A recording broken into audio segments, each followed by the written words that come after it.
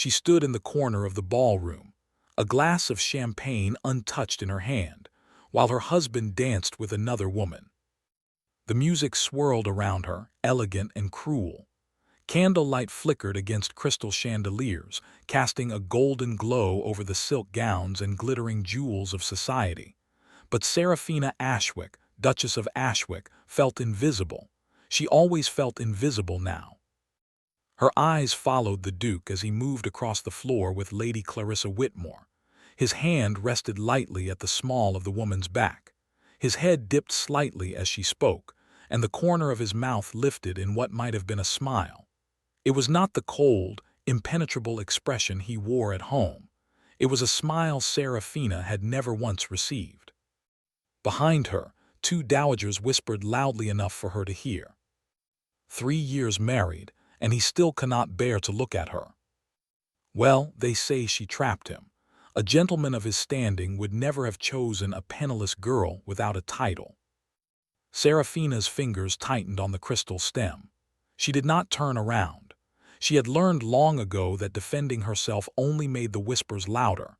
Instead, she stood very still, breathing through the ache that had become as familiar as her own heartbeat. She had once believed she could change things. She had once believed that if she loved him enough, if she was patient enough, the coldness would melt. But 3 years of silence had taught her a truth she could no longer ignore. Her husband did not want her. He had never wanted her. And she was so very tired of hopping. The music finally stopped. The Duke escorted Lady Clarissa back to her chaperone, bowed, and then walked directly past Seraphina without a single glance. The air stirred by his passing carried the scent of sandalwood and brandy, and for a moment she closed her eyes against the sting of fresh tears. She would not cry, not here, not in front of all these people who were waiting for her to break. The evening had started with a fragile sliver of hope. When the invitation had arrived a fortnight ago, she had dared to imagine that perhaps this time would be different. She had chosen her gown with care, a soft lavender silk that brought out the warmth in her brown eyes. She had dressed her hair with fresh flowers. She had stood before the mirror and told herself that tonight he might see her. But he had not even looked. When the carriage had arrived at Harrington House, he had stepped out first and walked ahead without offering his arm. Inside the ballroom, he had immediately been drawn away by political acquaintances, leaving her to stand alone among the circling elite. And then, when the dancing began, he had led Lady Clarissa onto the floor as if it were the most natural thing in the world. Seraphina set down her untouched champagne and moved quietly toward the terrace doors. She needed air. She needed to be anywhere but here, surrounded by pitying glances and satisfied smirks. The night air was cool against her heated cheeks. She gripped the stone balustrade and stared out at the moonlit gardens, fighting the tremor in her hands. How had it come to this? How had she become a woman who had to flee a ballroom because her own husband could not bear to acknowledge her existence? A memory surfaced unbidden of her wedding day. She had been so full of gratitude then. Lord Edric St. John, a man of immense wealth and sinister reputation, had been circling her family's misfortune like a vulture. Her father had died leaving debts so crushing that her mother had fallen ill from the strain. Edric had offered to settle everything in exchange for Seraphina becoming his mistress. The proposal had been vile, and she had refused, knowing that ruin would follow. But then the Duke of Ashwick had stepped in. Lucian Ashwick, powerful, enigmatic, a man she had seen only from a distance at a handful of gatherings. He had appeared at her mother's house with a contract in hand, offering marriage, offering protection, offering to erase every debt. He had asked nothing of her except her hand, and she had given it willingly, her heart overflowing with hope.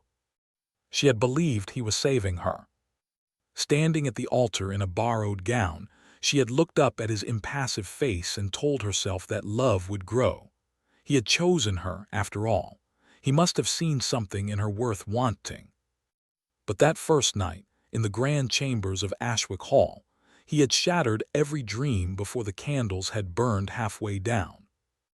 "This marriage is one of duty," he had said, his voice flat, his eyes not meeting hers. "You will have the protection of my name, you will want for nothing, but do not expect more than that." He had left her standing alone in the doorway of a room that would never feel like hers. She had wept until dawn, and then she had dried her eyes and made a silent vow. She would win him.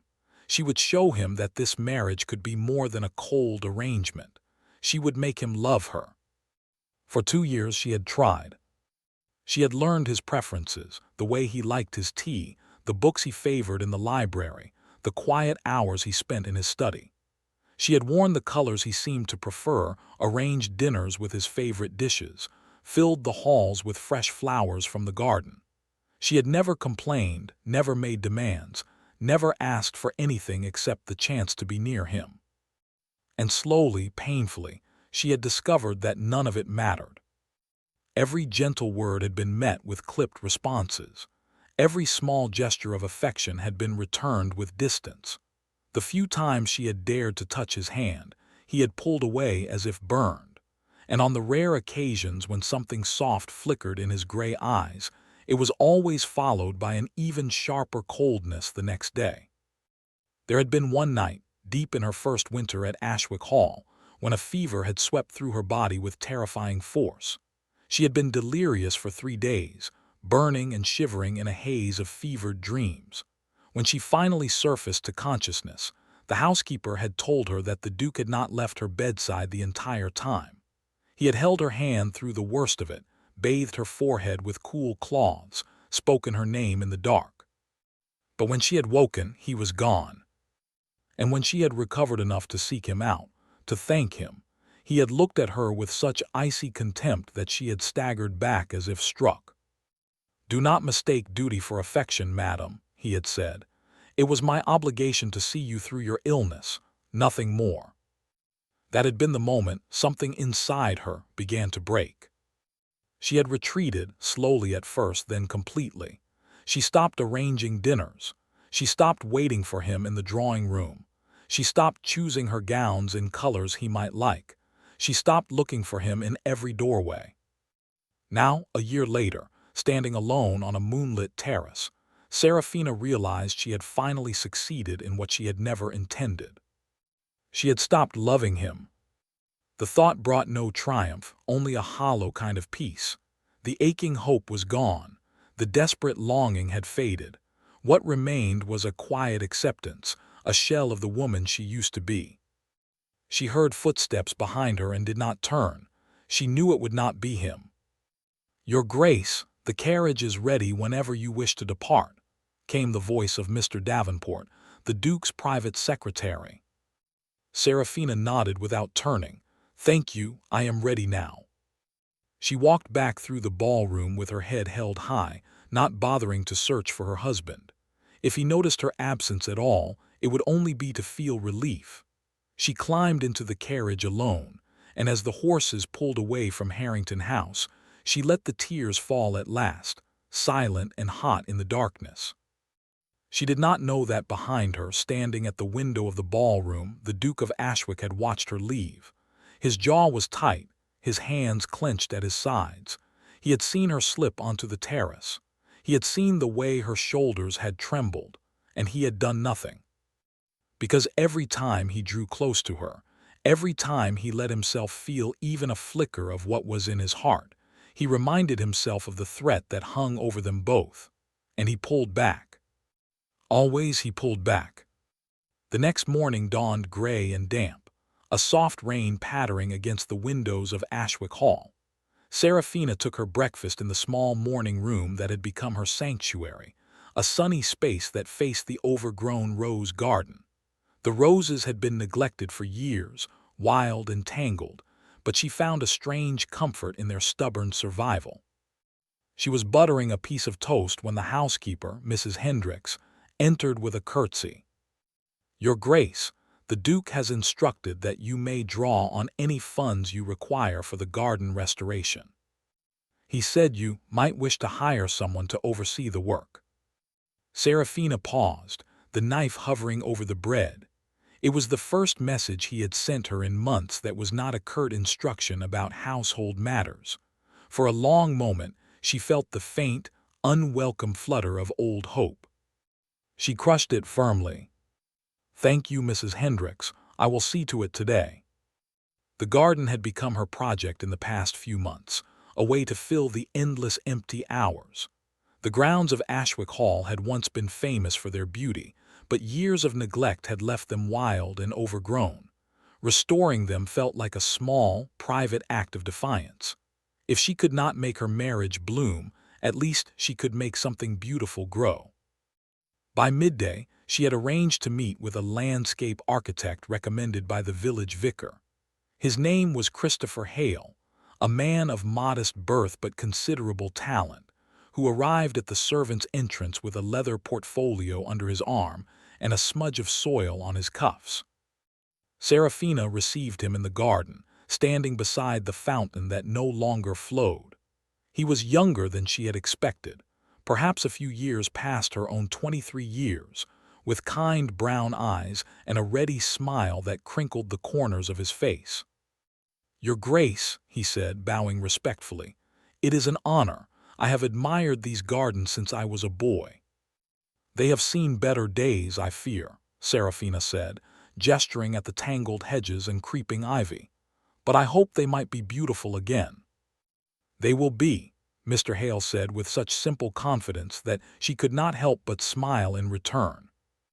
It was the first genuine smile she had given in a very long time. Over the following weeks, Mr. Hale became a regular presence at Ashwick Hall. He worked primarily in the gardens, sketching plans, marking beds, directing the small team of laborers Seraphina had hired. And because Seraphina spent much of her time outdoors now, escaping the suffocating silence of the great house, she often found herself in his company. He did not treat her with the careful distance of the other servants. He spoke to her as if she were simply a person, not a duchess wrapped in invisible sorrow. He pointed out the hidden beauty of the old yew trees. He recited poetry about wildflowers. He made her laugh once, a startled sound that escaped her before she could catch it, when he tripped over a root and landed in a pile of wet leaves. She was laughing, brushing leaves from his coat, when she felt it. A prickle at the back of her neck, a weight of eyes upon her. She looked up, and there, in the window of the Duke's study, stood her husband. Lucian Ashwick was watching them. Even at this distance she could see the rigid set of his shoulders, the hard line of his mouth. He stood utterly still, one hand braced against the window frame, his gaze fixed on the scene below. On her hand, still resting on Mr. Hale's sleeve. On her face, still soft with laughter. Seraphina felt a strange, cold satisfaction curl in her chest. Let him watch. Let him see that she was not sitting alone in her chambers, weeping for a love that would never come. She turned her back to the window and asked Mr. Hale about the plans for the south lawn.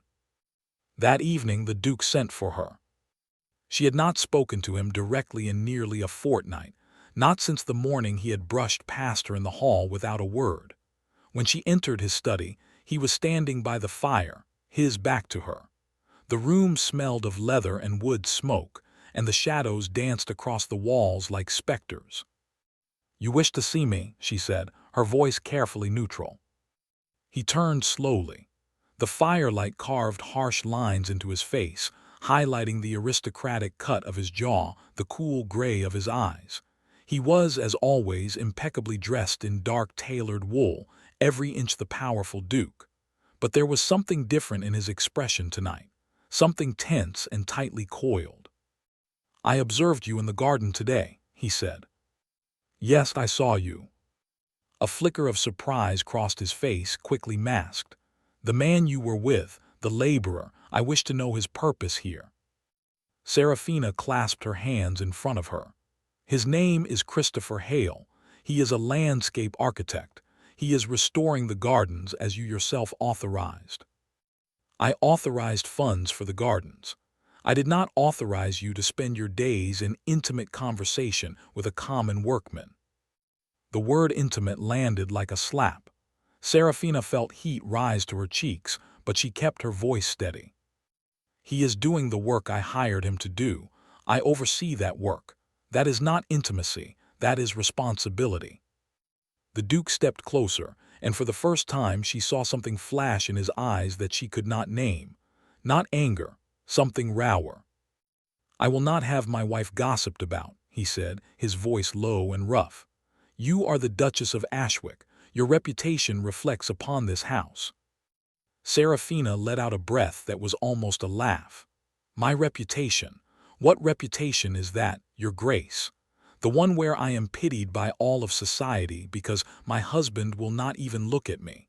Or the one where I am whispered about as the desperate woman who trapped a duke into marriage?" He flinched, actually flinched. "I do not pity you," she continued, her voice trembling now with the effort of containing years of hurt. "I do not care what they say about me anymore, but I will not be lectured on reputation by a man who left me standing alone at a ball while he danced with his former betrothed." The silence that followed was absolute. The fire crackled, the clock on the mantel ticked. "I do not know what you expect of me," Seraphina said, softer now, wearier. "You made it clear from the beginning that this was a marriage of duty. You wanted nothing from me, and I have given you exactly that. Nothing. So please, do not now demand that I account for how I fill my empty hours." She curtsied, a perfect, icy gesture, and walked out of the study without waiting to be dismissed. The Duke stood motionless for a long time after the door closed. His hands were shaking.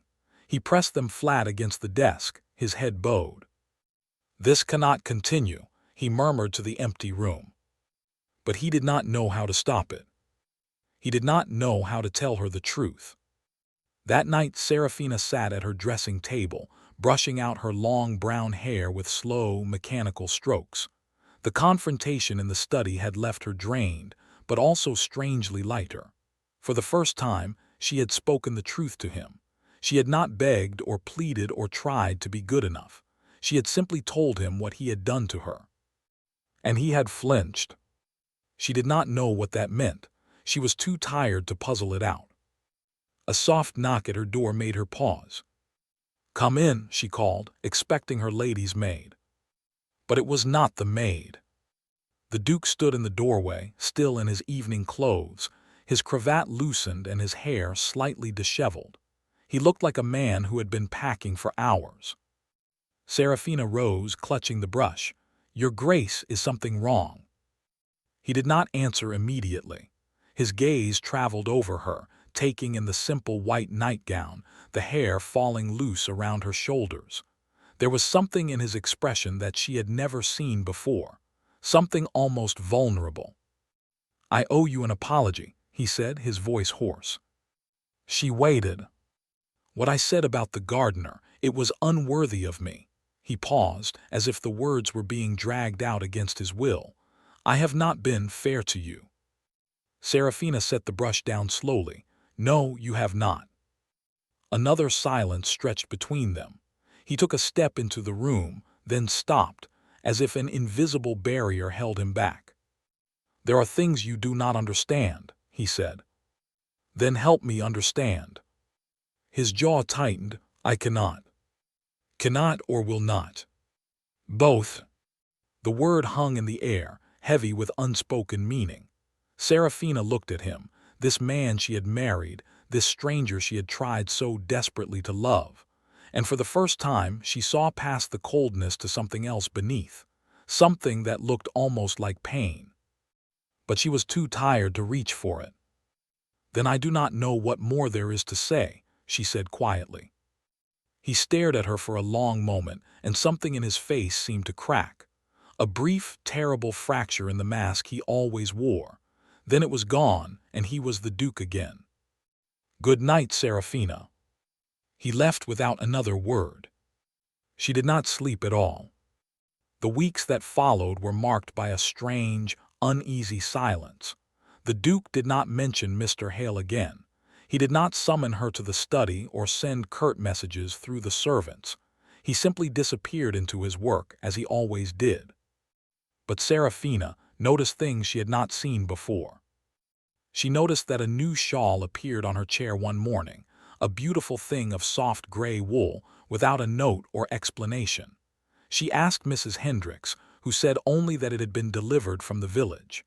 The next week, a book she had mentioned wanting to read appeared on her bedside table, still smelling of fresh ink. Then, a small vase of her favorite white roses in the morning room. She asked Mr. Hale if he had sent them, and he looked genuinely baffled. "I wouldn't presume, Your Grace, though I wish I had thought of it." She did not ask the Duke. She was afraid of the answer. And then there were the small, strange moments when she felt his eyes on her. In the garden, at dinner which she had begun taking alone in the small dining room, in the hallway when she passed his study door. He never spoke, never approached, but she felt his gaze like a physical weight, and she did not know what to make of it. She did not let herself hope. Christopher Hale continued his work in the gardens, and Seraphina continued to spend her afternoons there. It was the only part of her day that felt real, that did not press down on her chest with the weight of all the things left unsaid. One afternoon, they were standing together by the old stone fountain, discussing plans to restore its water flow, when Mr. Hale tilted his head and smiled at her with a gentle, knowing look. "You seem sadder than usual today, Your Grace." Seraphina started. "I did not realize my sadness was so obvious." "Only to someone who is paying attention." She looked away toward the tangled rose bushes. "It is nothing, just the memories that live in this house." "Then perhaps the garden can be a place without memories," he said. "A fresh start." She smiled faintly. "I would like that." He reached out then, just a brief touch on her arm, a gesture of comfort and nothing more. "You deserve happiness, you know, whatever form it takes." Before she could answer, she heard the crunch of gravel behind her. She turned. The Duke was striding toward them across the lawn, his face like thunder. He was not wearing a coat, his shirt sleeves rolled up in a way she had never seen, and there was something wild and furious in his eyes. "Your Grace," Mr. Hale said, stepping back and bowing, "is everything." "Leave us," the Duke snapped. Mr. Hale glanced at Seraphina, concern flickering in his expression. She nodded slightly, and he retreated toward the laborer's shed, though he looked back once before disappearing. "What is the meaning of this?" Seraphina demanded, her heart pounding. Mr. Hale was merely. "I saw him touch you." He was offering comfort, nothing more. "I will not have it," the Duke growled, stepping closer. "I will not stand by while another man puts his hands on my wife." The possessiveness in his voice was shocking, almost primal. It should have frightened her. Instead, it kindled a spark of anger. "You have no right," she said, her voice shaking. "You have no right to be jealous. You have given me nothing, Lucien, nothing but coldness and silence and shame, and now you dare to act as if I belong to you. You are my wife." "I am a piece of property you acquired to settle a debt," she shot back. "You told me that yourself the very first night. Do not pretend I am anything more." His face went pale. "I never said that." "You did not have to." The fight drained out of her as suddenly as it had come. She wrapped her arms around herself, suddenly cold despite the afternoon sun. "I do not know what you want from me," she whispered. "I have tried to stay out of your way. I have asked nothing of you. I do not understand why you will not just let me be." He reached for her then, his hand closing around her arm, but it was not a harsh grip. It was desperate, the fingers of a man clinging to the edge of a cliff. "Because I cannot let you go," he said, and his voice broke on the last word. Before she could respond, he released her and turned away, striding back toward the house without looking back. Seraphina stood frozen by the fountain, her heart racing, the touch of his hand still burning on her skin. She did not know what to do with the hope that was trying, despite everything, to bloom again. 2 weeks later, the Duke hosted a garden party. It was meant to be a political gathering, a chance for influential landowners to discuss matters of the county while strolling through the partially restored grounds. Seraphina had spent days preparing, ordering refreshments, arranging seating, ensuring every detail was perfect. She had not spoken to her husband about the confrontation in the garden. She did not know how. And now, as carriages began arriving at Ashwick Hall, she stood in the receiving line beside the Duke, her hand resting lightly on his arm. To the guests, they must have looked the perfect couple. The elegant Duchess in her pale blue gown, the powerful Duke, handsome and reserved. No one could see the fractures beneath the surface. The afternoon unfolded in a blur of polite conversation and forced smiles. Seraphina moved among the guests, fulfilling her duties as hostess, her mind elsewhere. She saw Mr. Hale working at the far end of the garden, keeping respectfully out of sight. She saw Lady Clarissa Whitmore arrive in a swirl of rose silk, her eyes immediately seeking the Duke. And then she saw Lord Edric St. John. Her blood ran cold. He was standing by the refreshment table, a glass of lemonade in his hand, his dark eyes fixed on her with an expression that made her skin crawl.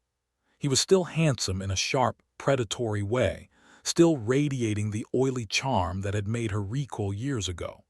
She had not seen him since before her marriage, and his presence here felt like a violation. "Your Grace," he said, bowing as she approached, his smile slow and unpleasant. "How delightful to see you looking so well. Marriage clearly agrees with you." "Lord St. John," she replied, her voice ice. "I was not aware you were invited. Ashwick and I have business to discuss, political matters, you understand." He took a sip of his lemonade. "Though I confess I was curious to see you. We left things rather unfinished, did we not?" "We left things exactly as they should have been," she said. "Now, if you will excuse me." She turned to go, but his voice stopped her. "He does not deserve you, you know, Ashwick, a man who cannot appreciate what he has." Edric's tone was soft, almost sympathetic. "If you ever tire of being ignored, my offer still stands." Seraphina's hands trembled, but she did not give him the satisfaction of a response. She walked away, her heart hammering, and did not stop until she reached the house. She did not see the Duke's face when he noticed Edric speaking to her. She did not see the way his expression turned to stone. But she felt it later, when he found her in the drawing room. "Why were you speaking to St. John?" he demanded, closing the door behind him. "I was not speaking to him by choice. He approached me." "You should have walked away immediately." "I did walk away." She turned to face him, exhausted and frustrated. "He was invited to your party, Lucien. If you did not want him near me, perhaps you should not have invited him." "I did not invite him. He forced the invitation through political pressure." The Duke raked a hand through his hair, a gesture of rare agitation. "He is dangerous, Seraphina, more dangerous than you know." "Then why have you never told me this before? Why do you tell me nothing?" "Because if I tell you, I put you in even greater danger." The words seemed to echo in the silence. Seraphina stared at him. The pieces of a puzzle she had not even known existed slowly beginning to shift in her mind. "What do you mean?" she whispered. He looked at her for a long moment, and she saw the battle playing out across his features. The urge to speak, the fear that kept him silent. "I cannot," he said finally, his voice barely audible. "I cannot lose you." Before she could respond, he was gone, the door closing softly behind him. That night Seraphina could not sleep. Her husband's words circled in her mind over and over. "I cannot lose you." The phrase did not match the man who had ignored her for 3 years. It did not fit with the coldness, the distance, the deliberate cruelty of his neglect. Unless there was something she did not know. She rose from her bed, wrapped a shawl around her shoulders, and walked through the dark corridors of Ashwick Hall. She told herself she was simply restless. She told herself she needed a book from the library. But her feet carried her past the library, past the drawing room, toward the wing of the house where the Duke's private study was located. The door was slightly ajar, and candlelight flickered within. She heard voices. Seraphina stopped, her heart pounding. She knew she should not listen. She knew it was wrong to eavesdrop. But the desperation of 3 years was a powerful force, and she could not make herself walk away. "You cannot keep this up forever, Lucien." That was the voice of Mr. Davenport, the Duke's secretary and closest confidant. "She is withering away in front of you. Anyone can see it." "You think I do not know that?" The Duke's voice was raw, anguished in a way she had never heard. "You think I do not see what this is doing to her? Every cold word, every averted glance, it cuts me deeper than it cuts her." "Then tell her the truth." "I cannot. If Edric even suspected that I cared for her, he would use her against me. He wants to destroy me, Davenport. He has wanted it for years, ever since I blocked his appointment to the Privy Council. And he knows the only way to truly wound me is through her." There was a pause, the sound of a glass being set down hard. "When he approached her today, I nearly killed him with my bare hands," the Duke continued, his voice trembling. "The way he looked at her, the way he smiled, and I had to stand there and pretend I did not care. I had to pretend she meant nothing to me, because if he knew the truth, he would not hesitate to destroy her. She is stronger than you think." "I know she is, I know." Another pause, and then so softly Seraphina barely heard it, "I have loved her since the moment I saw her. Do you know that? Since that day by the river when she was just a girl and I pulled her from the water and she smiled at me as if I had hung the moon. I promised myself then that I would always protect her, and look what I have become, the very thing that is breaking her." Seraphina pressed her hand to her mouth, stifling a gasp. The river. The boy with the gray eyes who had saved her when she was 12 years old, who had held her hand until her father arrived, who had carved her a little wooden bird and told her he would always keep her safe. Lucien. It had been Lucien. She staggered back from the door, her mind reeling. All these years she had thought he married her out of duty, out of some cold obligation. But he had been the boy at the river. He had remembered her. He had married her to protect her from Edric, and he had spent 3 years pretending to despise her so that Edric would never think to use her as a weapon. He loved her. He had always loved her. She fled back to her chambers, her hands shaking, tears streaming down her face. She did not sleep at all.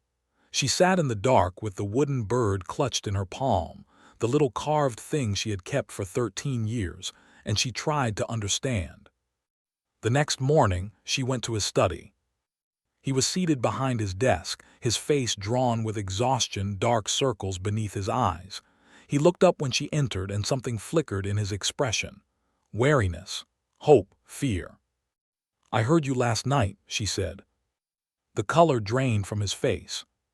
"Seraphina, you were the boy at the river," her voice shook. "You saved my life, you gave me this." She held up the wooden bird, and his eyes fixed on it, widening with recognition. "All this time you were him, and you never told me." He rose slowly, his hands braced on the desk. "I wanted to. Every day I wanted to." "Then why didn't you?" "Because I was afraid." The words seemed to tear themselves from his throat.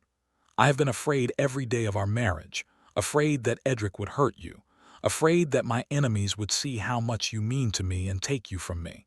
So I built walls. I made myself cold. I convinced the world and you that you meant nothing to me because I thought it was the only way to keep you safe." Seraphina's tears spilled over. "Do you have any idea what that did to me? Any idea how many nights I cried myself to sleep, believing I was unwanted, believing I was nothing?" He came around the desk, his own eyes bright with unshed tears. "I know. I heard you sometimes through the walls, and it destroyed me, but I could not see another way. I thought if I just kept you at a distance long enough, Edric would lose interest and then I could tell you everything. I thought I was protecting you." "You were breaking me." "I know." He stopped a few feet from her, his hands clenched at his sides as if he were physically restraining himself from reaching for her. "I know, and I will never forgive myself for it. But I am begging you, Seraphina. I am begging you to let me try to make it right." She looked at him, this man who had been a stranger for so long. The cold mask was gone now. In its place was a face raw with regret, with longing, with a love so fierce it terrified her. "I do not know if I can trust you," she whispered. "I do not know if I know how to be loved by you." "Then let me show you," he said. "Let me spend every day for the rest of my life proving it." Before she could answer, the door burst open. Mr. Davenport stood in the doorway, his face pale. "Your Grace, you must come. Lord St. John's men have been seen near the village. They are asking questions about the Duchess." Lucian's expression hardened instantly. The protective mask slammed back into place, but this time Seraphina understood it. This time she saw the fear behind it. "Stay here," he said to her. "Do not leave the house. Davenport will guard you." "Lucian, please." He caught her hand briefly, his fingers warm and desperate around hers. "Please just stay safe. I will come back." And then he was gone, and Seraphina was left standing alone in the study with her heart in her throat. The hours that followed were the longest of her life. She stayed in the study as instructed, but her mind raced in 1,000 directions. She replayed every cold word, every averted glance, and saw them now through the lens of what she had learned. She saw the pain he had been hiding. She saw the impossible choice he had made to wound her rather than risk her life. And she realized, with a clarity that stole her breath, that she had never truly stopped loving him. She had only buried it so deep that she could no longer feel it. But it was still there, raw and aching and terrifyingly alive. By late afternoon, the Duke had not returned. Mr. Davenport was called away to deal with a matter at the village gate. Seraphina was left alone in the great, silent house, her nerves frayed. She did not hear the servant's door open. She did not hear the soft footsteps in the corridor. She only became aware of the danger when a hand closed over her mouth, and a voice she knew all too well whispered in her ear. "Hello, little Duchess. I told you my offer still stood." The world went dark. When she woke, she was in a small, damp room that smelled of mildew and earth. A cottage, perhaps, or an old hunting lodge. Her hands were bound in front of her, and her head throbbed with a dull, sickening pain. Lord Edricson, John, was sitting in a chair across the room, cleaning his fingernails with a small knife. "Ah, you are awake," he said pleasantly. "Good. I would hate for you to miss the show." "What show?" Seraphina's voice was hoarse. "The show where Ashwick comes to rescue you, of course, and walks right into my trap." Edric smiled, a cold, reptilian smile. "I have waited years to destroy him. Did you know that? He took everything from me, my political career, my standing in society. And then he took you, the one thing I wanted for myself. It seems only fair that I take you back." "He will kill you." "Oh, I doubt that. He will be too busy watching you die to defend himself." Edric stood, tucking the knife into his belt. "When he arrives, I will give him a choice, his life or yours, and knowing the fool, he will choose yours, and then I will kill you anyway." Seraphina closed her eyes, forcing herself to breathe. She would not give him the satisfaction of seeing her terror. She thought of Lucian. She thought of the boy at the river who had pulled her from the water and promised to keep her safe. She believed him now. She believed him with every fiber of her being. It was dark outside the single grimy window when she heard the sound of a horse, ridden hard. She heard a voice shouting her name, a voice raw with desperation. "Lucian!" Edric moved to the door, drawing a pistol from his coat. Right on time. What happened next was a blur of violence and noise. The door splintered inward. Edric fired, but the shot went wide, and then Lucian was there, his own pistol raised, his face a mask of fury and terror. He fired, and Edric staggered back, clutching his shoulder with a scream. There were more men outside. The clash of steel. The shouts of the Duke's guards who must have followed him, but Seraphina saw none of it. She saw only Lucian, crossing the room in 3 strides, falling to his knees before her, his hands cupping her face as if she were made of glass. "Are you hurt? Did he touch you? Seraphina, speak to me." "I am all right," she managed. "I am all right." He pulled her against his chest, and she felt the violent tremor that ran through his body. "I thought I had lost you. I thought he had taken you, and I would never get you back." "I am here," she whispered into his shoulder. "I am here." He pulled back, his gray eyes searching her face. There were tears on his cheeks, she realized. The Duke of Ashwick, the coldest man in England, was weeping. "I am sorry," he said, his voice breaking. "I am so sorry for every moment I wasted, for every time I made you feel unloved, for every day I let you believe you were not the most precious thing in my world." She reached up, her bound hands awkward, and touched his face. "You were trying to protect me. I should have trusted you. I should have let you be strong with me instead of keeping you in the dark." He pressed his forehead to hers. "Can you ever forgive me?" Seraphina looked at him, at the man who had saved her twice now, who had loved her in silence for so many years, who had suffered as much as she had in his own silent, stoic way. "I already have," she said. He kissed her then. Not a gentle kiss, but a desperate, aching kiss, the kind that held 3 years of longing and regret and hope all tangled together. And Seraphina kissed him back, her bound hands clutching at his coat, her heart finally feeling whole. They were still there, kneeling on the dirty floor of the cottage when the guards came to take Edric away. The Duke did not let go of his wife. He carried her out to the carriage himself, wrapped in his coat, and he held her hand the entire journey back to Ashwick Hall. That night, in the quiet of her chambers, with the fire burning low and the danger finally past, they talked for hours.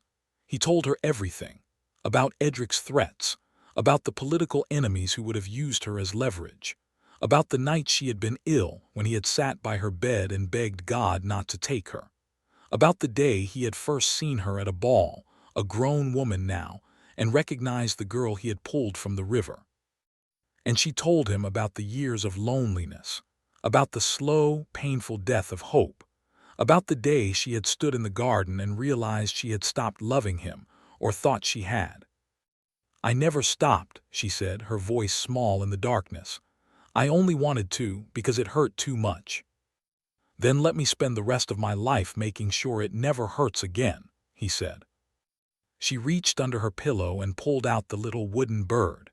It was worn smooth by years of handling, the carving rough and childish, but it was the most precious thing she owned. "You made this for me," she said. "You made a promise." "And I kept it," he said.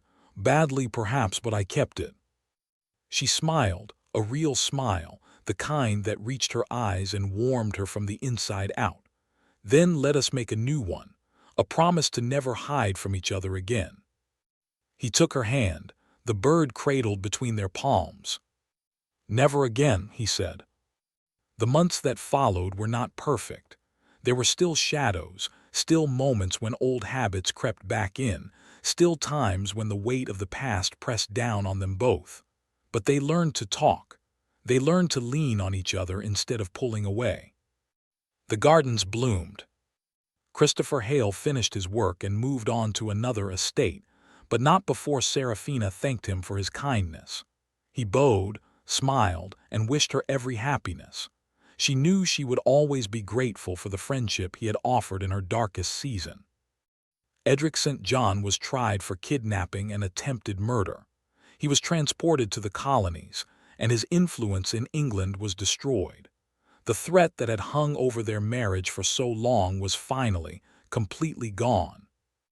And the Duke of Ashwick became known, gradually, not as the cold and distant nobleman, but as the man who walked through the village with his wife on his arm, who laughed with her in the garden, who looked at her across crowded ballrooms with such naked adoration that the dowagers stopped whispering and started sighing.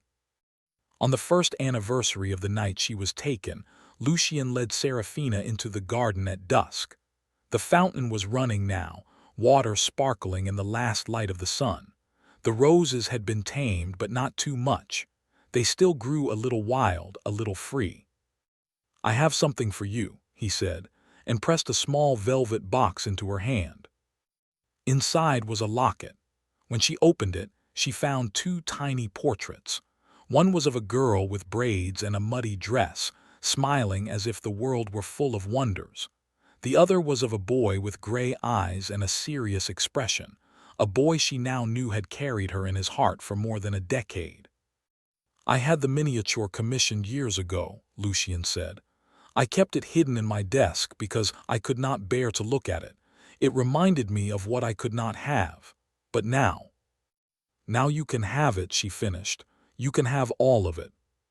He fastened the locket around her neck, his fingers brushing her skin, and then he pulled her close.